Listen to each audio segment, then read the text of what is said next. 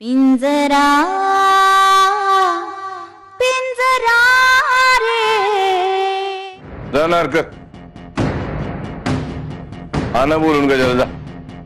नाही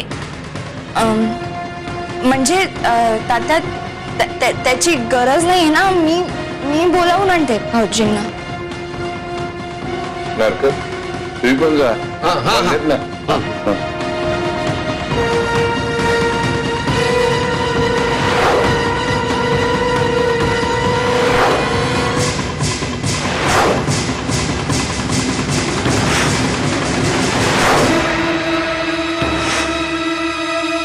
भाऊजी भाऊजी भाऊजी बाहेर काहीतरी गडबड झाली. आता काय गडबड? अक्का आलात बाहेर. का?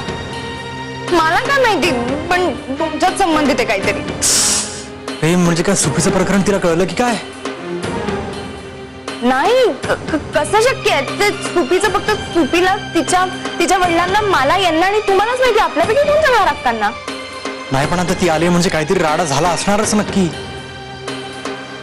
आपण सांगून टाकूयात का यांना ताबडतोब? नाही नाही नाही वीर दादाला सांगितलं ना तर आणखी मोठा राडा होईल. भाऊजी असं काय करताय तुम्ही? अक्का आणि तात्यांची कोण बोलणार? तुम्ही का मी? गजू शेठ ती आकाशाला आली बा. सांभाळून बोला. आई आहेत त्या माझ्या आणि त्यांचा एकेरी उल्लेख केलेला मला चालणार नाही. नाही नाही चुकलंच नाही का माझं. पण तुम्ही तर पाहिलं ना बाहेर अक्का साहेब आले ती काहीतरी भानगड घेऊन. हा ठीक आहे वा पुढे येतो मी. नाही नाही असं कसं मी पुढे जाऊ? अहो मालकांनी मला सांगितलंय गजू शेठला पुढं घालूनच आणा. काय काय म्हणाला? पुढे घालून आणायचंय? असं करायला काय जनावर आहे की काय मी? फालतू नको त्या गोष्टी करत राहताय. चला निघा निघा तुम्ही. हे बघा आता माझ्यावर कशाला चिडताय? मला जे सांगितलं तेच मी तुम्हाला सांगत आलोय. बघा नोकर माणूस आहे मी. चला बाहेर चला. नारकर तुम्ही ना उगाच फालतू गोष्टी करू नका. निघा तुम्ही.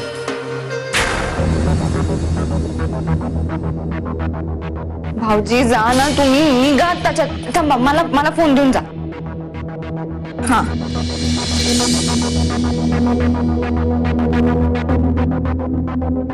वहिनी साहेब कमाल झाली.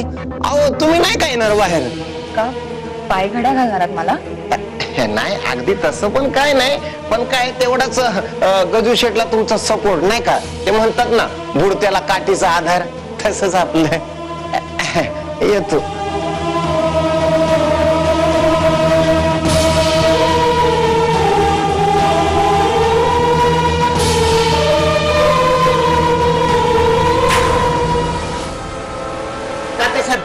गजू शेठ आले.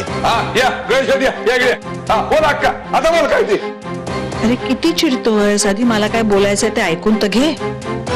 अरे मगापासून तूच बोलतेस काय ऐकून पण घेत नाही. सारखा गजा पाहिजे गजा पाहिजे. गजाला बोलवा. आला गजा आता बोल की.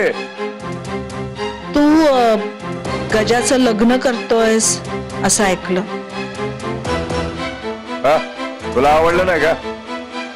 अरे नाही बाबा मला यातलं काही माहिती नव्हतं म्हणून सहज चौकशी करते. तुला माहिती नसल पण तुझ्या त्या कॉमिटी पोरीला माहिती असेल ना. या नतदृष्ट पोरीनं या लग्नात बिब्बा घालण्याचा प्रयत्न केलाय. तिचं काम अर्धवट राहिलंय ते तू पूर्ण करायला आली होय. तात्या असा कसा रे तू? नाही म्हणजे इतरांच्या मुलीला नतद्रष्ट म्हणण्यापूर्वी जरा स्वतःच्या मुलाकडे नीट बघायला शिक. हे बघ अक्का तू तुझ्या पोरी परवानं या जात नाही म्हणून गप्पा मारायला आली असशील. ते इथं या घरात कोणाला येणार नाही. तेव्हा निघा शिरापुरी पुढल्या दारी. आता गजाचं लग्न झाल्यानंतरच ये. आता नाही तू गजाचं लग्न करायला जातोयस म्हणूनच तुझ्याशी बोलायला आले. खूप मोठा गुन्हा करतोयस याची शिक्षा तुला भोगावी लागेल ना कदाचित.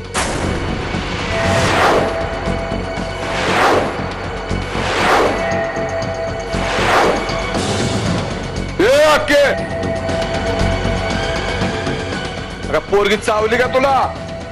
डोकं न वापरता जीप चालवतोस तू. पोराचं लग्न करतोय मी त्यात गुन्हा काय केला मी? अरे आपल्या कायद्यात एक लग्न चालतं, दुसरं लग्न हा गुन्हा आहे बर का, आणि तोच गुन्हा तू करतोस.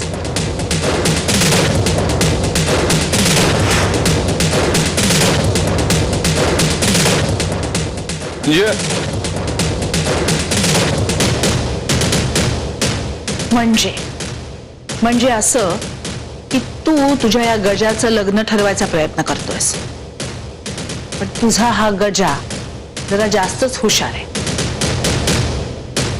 म्हणजे यांनी आधीच लग्न करून टाकलंय.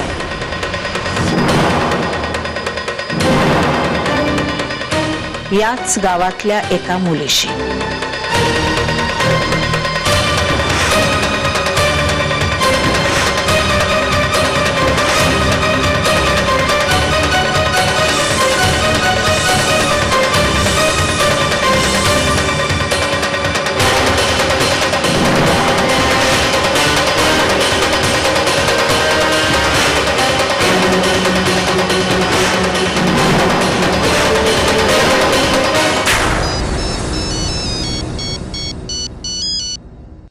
हा बोल आनंदी. वीर अक्का घरी येऊन बसला, तू लवकरात लवकर ये ना घरी. काय? मला एक सांग, त्या काय बोलल्या का त्यांची?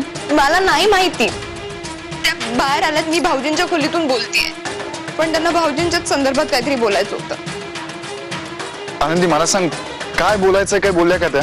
दुसरं काय बोलायचं असणार वीर? सुपीचं काय कळालं नसेल ना त्यांना. वीर मला खूप भीती वाटते, तू ये ना लवकर घरी. मला एक सांग, गजा कुठे आहे? ते तात्यांनी त्यांना बोलवलं, ते बाहेर आहे. तो खाली गेला आणि तू कुठेस मग? मला वाटलं तुला आधी फोन करून सगळं सांगावं. आनंदी फोन ठेव आणि आत्ताच्या आत्ता खालीच आहे. आणि हे बघ, एक गोष्ट लक्षात ठेव, हे प्रकरण आता हाताबाहेर गेलंय, सगळं घोळ होऊन बसणार.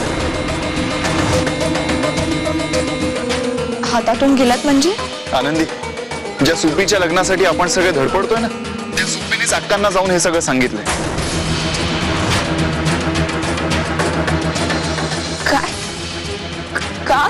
तिने का केलं असं वीर? आनंदी, सुपीने असं का केलं, कधी केलं हे जाणून घेण्यासाठी आपल्याकडे वेळ नाहीये. पण एवढं मात्र खरंय की अक्कांना सगळं कळलंय सुपीकडनं.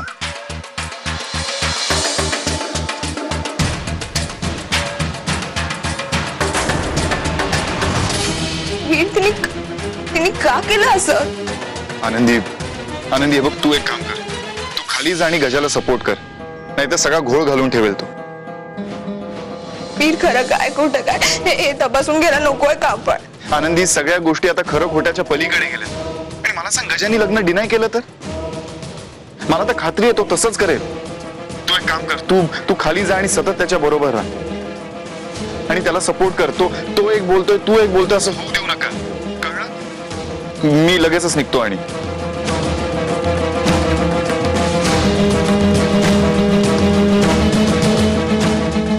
येतो मी. वीर दादा, वीर दादा, काय झालं? अक्का माझ्या घरी आल्यात. कशाला? कशाला? आता तात्यांशी गप्पा मारायला तर येणार नाहीत ना त्या. म्हणजे अक्कांनी सगळं सांगितलं असेल तात्यांना? मलाही असंच वाटतंय. आणि तसं जर झालं असेल ना सुपी, तर माझ्या मनात जी काय थोडीफार आशा होती तुमचं दोघांचं पळून जाऊन लग्न लावण्याची, तीही संपली आता.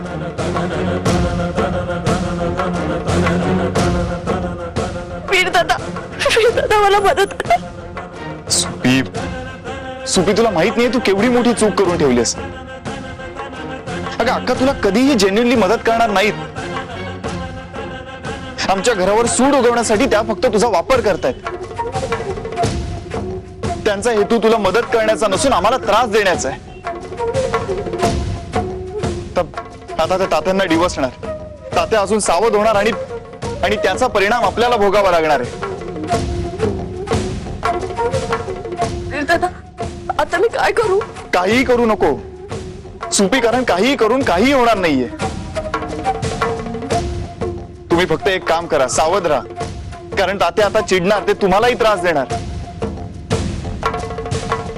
म्हणूनच स्वतःला सांभाळा आणि जमल्यास काही दिवसांसाठी हे गाव सोडून बाहेर जा. वीर दादा, असं निर्वाणीचं का बोलतोस तू? कारण मी या लोकांना चांगलं ओळखतो सुपी. मी पुन्हा एकदा सांगतो, स्वतःला जप, बाबांचीही काळजी घे. आपण फोनवर संपर्कात राहूच. येतो.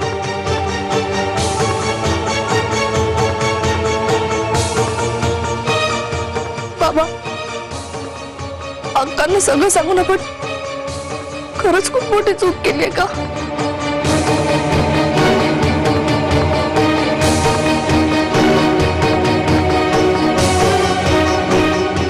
बस, खूप बोललीस तू. इतके दिवस तुझा माज आणि मुजरी उगाच सहन केली, कारण नसताना माघार घेतली, गप्प बसलो. पण आता तू माझ्याच घरातून दादागिरी करणार असशील तर तू एक बाई आहे, तुझा बाप खासदार आहे, या गोष्टीचा मी विचार करणार नाही. इथलं निघायचं. कारण गोष्ट जेव्हा माझ्या फॅमिलीची असते तेव्हा मी तुझंच काय ब्रह्मदेवाचं सुद्धा ऐकत नाही मी. बस!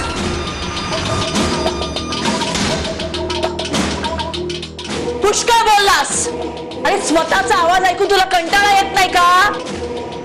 आणि काय तात्या, तुला तुझ्या फॅमिलीची काळजी वाटते ना, हे ऐकून मला खूप बरं वाटलं. कारण मला सुद्धा माझ्या कुटुंबाची काळजी वाटते. तुझ्या आणि माझ्यात फरक एवढाच आहे, हे अख्खं तुझगाव म्हणजे माझं कुटुंब आहे. आणि या गावातल्या मुलींची मी जरा जास्तच काळजी घेते, कळलं? इतके वर्ष गावातल्या मुलींना तुझ्यापासून वाचवलं, आता गावातल्या मुलींना तुझ्या मुलांपासून वाचवते. गावातल्या पोरीबाईंच्या आबरूचा मागता घेतलास का तू?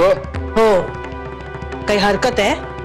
आणि काय आहे तात्या, जर एखादी मुलगी माझ्याकडे मदत मागायला आली तर मी तिच्याकडे दुर्लक्ष करत नाही. तिला मदत करणं माझं कर्तव्य आहे.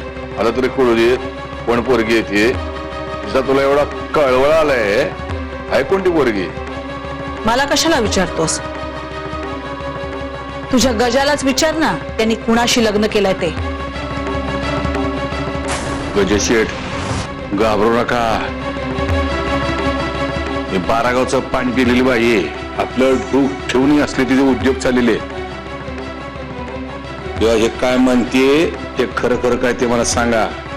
कोणाशी लग्न केले तुम्ही?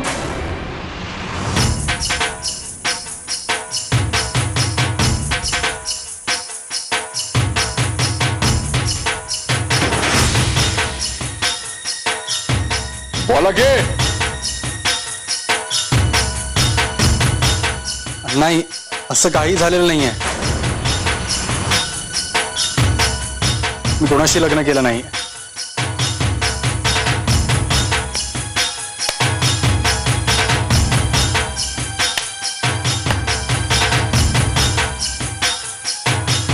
चला, म्हणजे तुझी गादी चालवणारा तुझ्याच घरी पैदा झाला तात्या.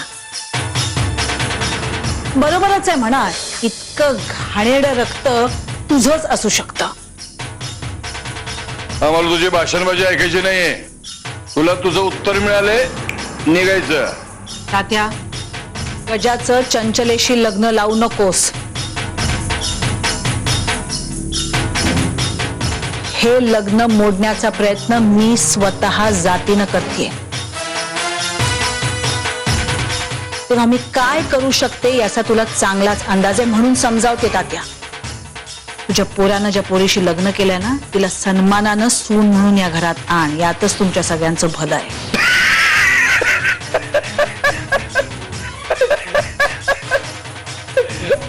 पोरीच्या दुःखात तुझ्या डोक्यावर झाले परिणाम, आणि जावयाच्या रूपानं तुझ्या घराचं ध्यान आले ना, त्याचा तुला राग येतो. अरे पण मग त्यासाठी गावातल्या सगळ्या घरामध्ये कशाला कला लावायचा प्रयत्न करते तू? मला चितवायचा प्रयत्न करू नकोस. मी बधणार नाही, शांतपणे सांगतेय. तोवर ऐक. गजानं ज्या मुलीशी लग्न केलंय तिलाच या घरात सून म्हणून आण. तसं केलं नाही मी काय करू शकते तुम्हाला चांगलंच माहिती आहे. हे अक्के, तुझ्या धमक्याने मी घाबरत नाही. पण तुझी म्हणतेस ना, या पोरीचा स्वीकार करावा, त्या गावातले सौभाग्यवतीचं नाव काय मला कळू दे की. अरे तुझ्या चांगलीच परिचयाची आहे. अख्खं घराणं तू ओळखतोस. तू तुमचे नातेसंबंधच आहे कोर्ट कचेरीचे. ते कोणाबद्दल बोलतेस तू? लग्नाच्या वयाच्या किती मुली आहेत आपल्या गावात ज्या तुझ्या नजरेतून वाचल्या आहेत. अक्का काय बोलतेस तू? गजशेठ कोणाबद्दल बोलतात या? बहुतेक गजा सगळं विसरलाय. मीच सांगून टाकते त्यांनी कुणाशी लग्न केलंय ते. सांगू टाक ना, कशाला एवढे आडेवेडे घेते तू? सुपी.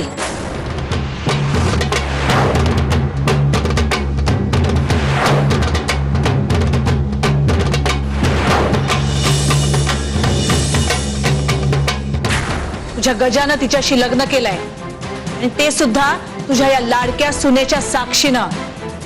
काय आनंदी, खरं बोलते ना मी? पिंजरा